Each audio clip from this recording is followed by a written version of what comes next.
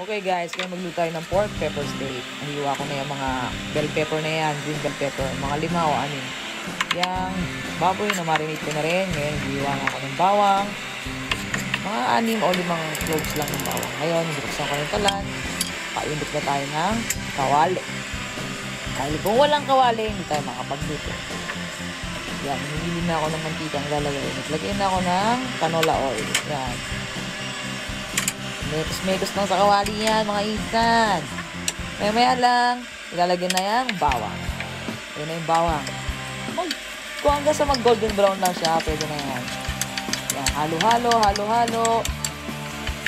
Konting halo-halo lang yan. Mag-golden brown, tapos ilalagay na yung karne. Yung karne pala na, i-marinate ko na yan kanina pa.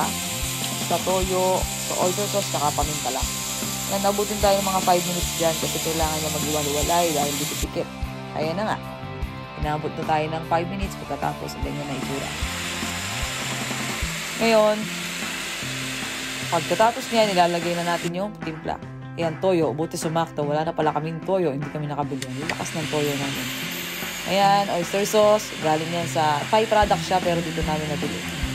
Ilalagay mong ganyan. Yan ang panimpla mo. Wala ka ng ibang ilalagay kundi yan lang. Pati paminta. Ayan na.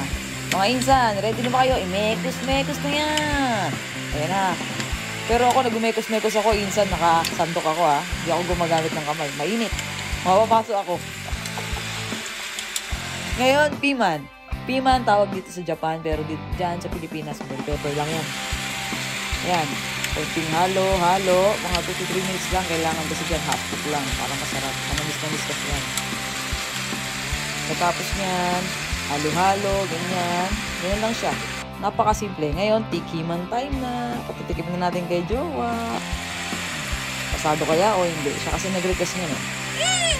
Oy, salamat pumasa.